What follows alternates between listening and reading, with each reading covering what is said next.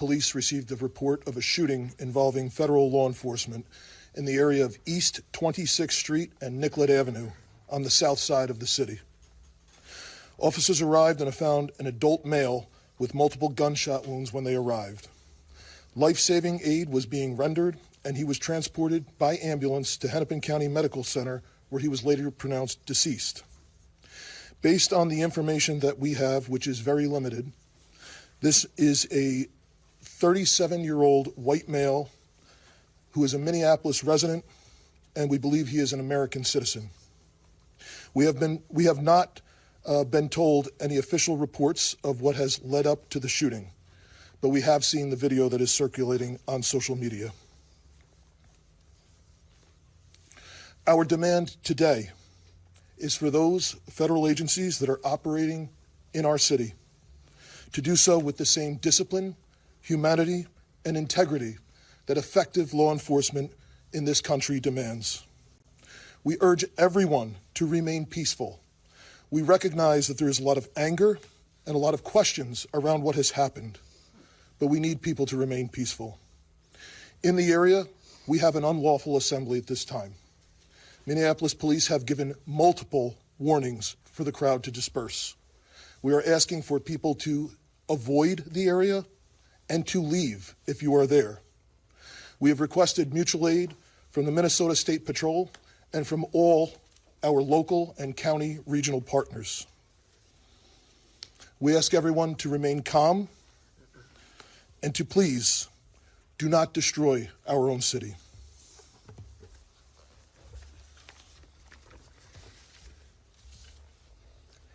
I just saw a video of more than 6 masked agents pummeling one of our constituents and shooting him to death. How many more residents, how many more Americans need to die or get badly hurt for this operation to end? How many more lives need to be lost before this administration realizes that a political and partisan narrative is not as important as American values? How many times must local and national leaders must plead with you, Donald Trump, to end this operation and recognize that this is not creating safety in our city? As you'll hear from Director Sayre in just a second, we have seen these kinds of operations in other places, in other countries, but not here in America. Not in a way where a great American city is being invaded by its own federal government. I'm done being told that our community members are responsible for the vitriol in our streets. I'm done being told that our local elected officials are solely responsible for turning down the temperature.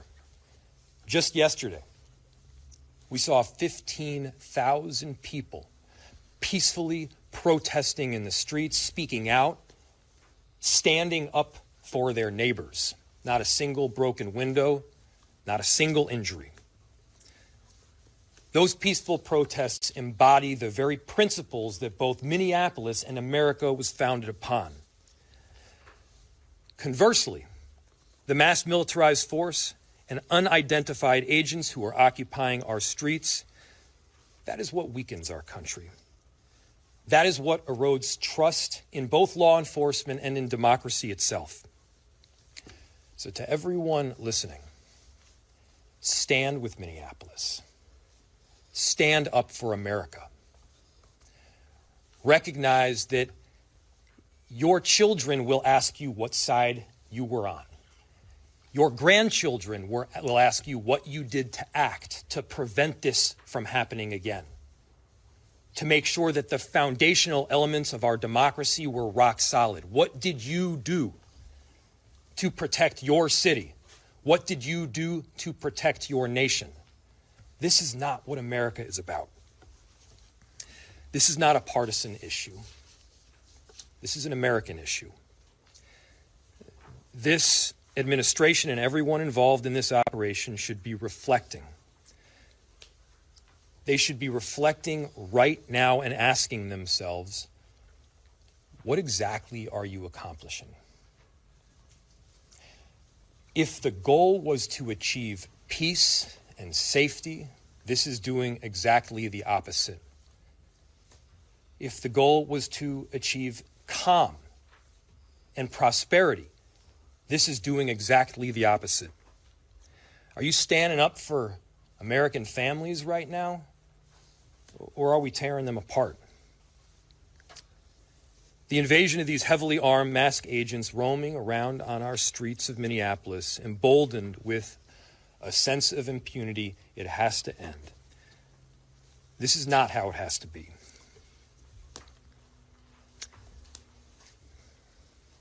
So, to President Trump, this is a moment to act like a leader. Put Minneapolis, put America first in this moment. Let's achieve peace. Let's end this operation, and I'm telling you, our city will come back. Safety will be restored. We're asking for you to take action now to remove these federal agents. Director Sayre.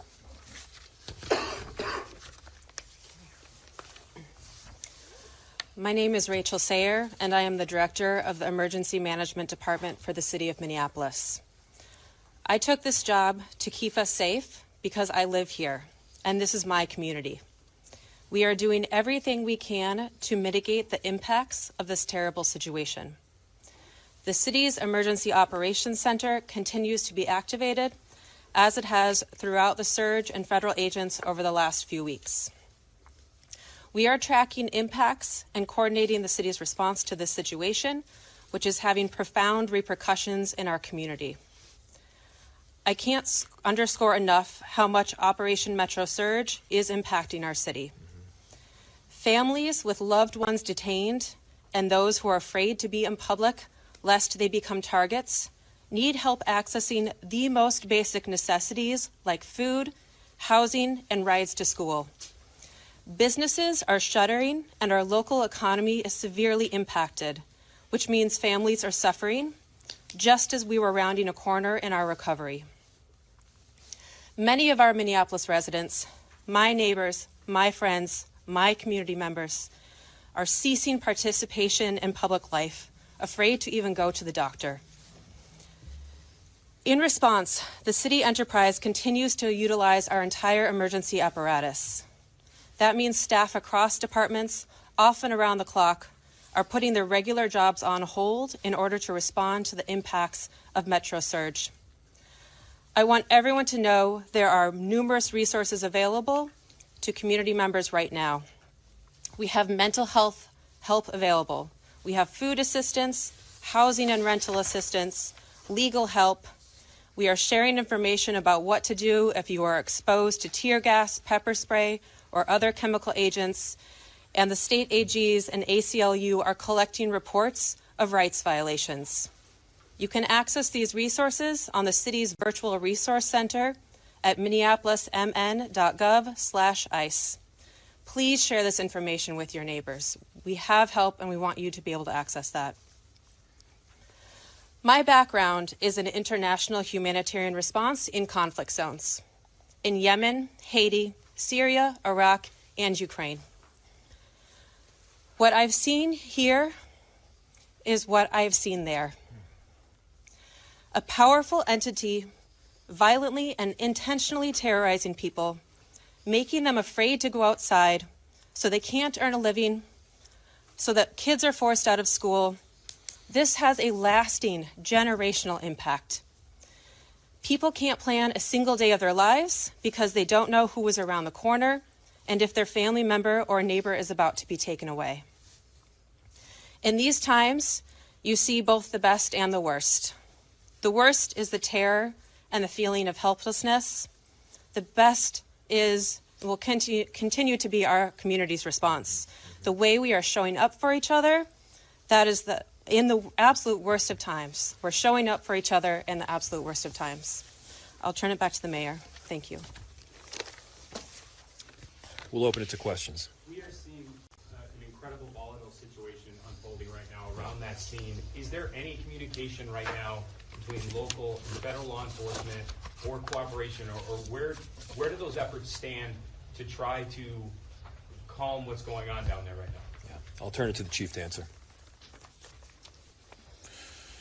So the question was, there is an incredibly volatile scene in South Minneapolis right now, and the extent of communication with law enforcement agencies. We have established a command post that is led by Minneapolis Police, and there are representatives from all of the regional, local, county, and state organizations.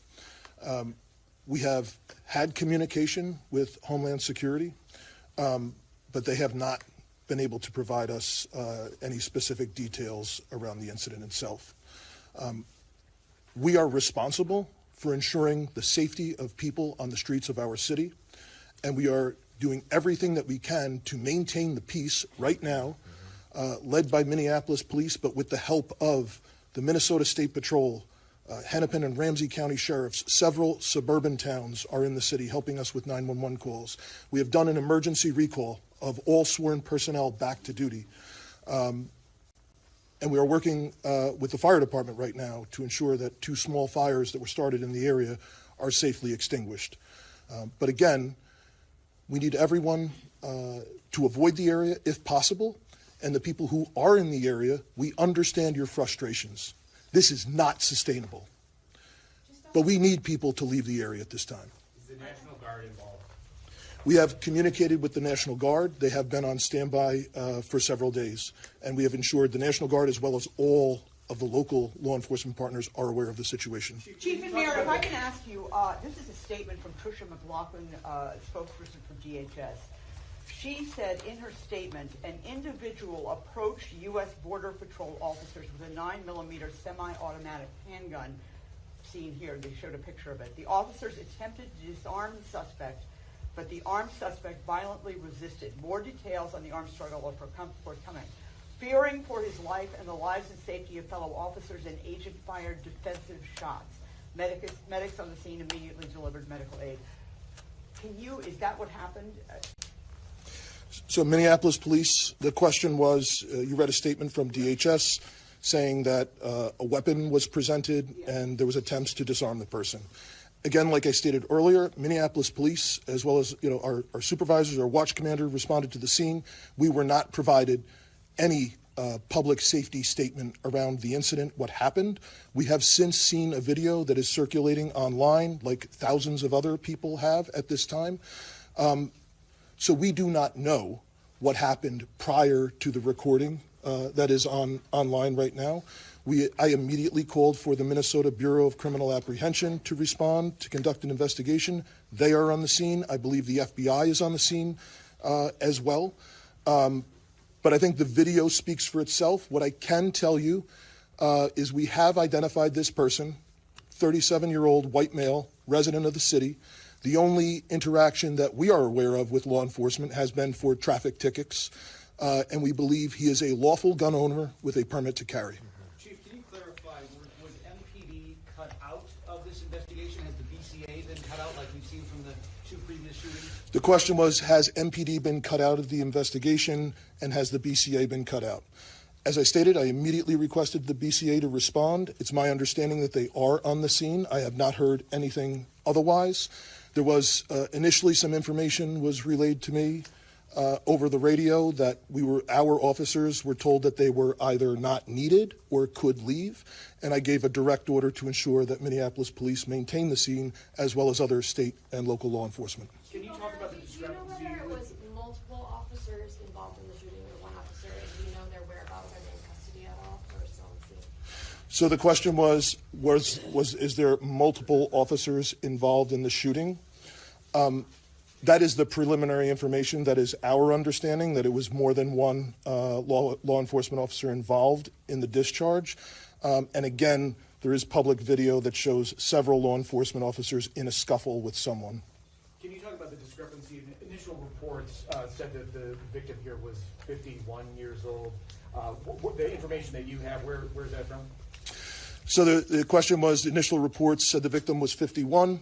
The information that I have is we sent Minneapolis police officers to the hospital with the individual who was shot, and they have since identified that person. 2 more questions. Do you have a name of the individual who was shot? I do, and I'm not releasing it. Are you able to talk, have you been able to talk with top ICE and Border Patrol officials to ask them to please be in on this, or have you talked to them, or have you been rejected? The question was, have we talked with federal law enforcement to be in on this? We have had conversations with Homeland Security Investigations this morning. We are told they do not have any information to share at this time, but we will attempt to maintain those communications going forward. Do you believe that?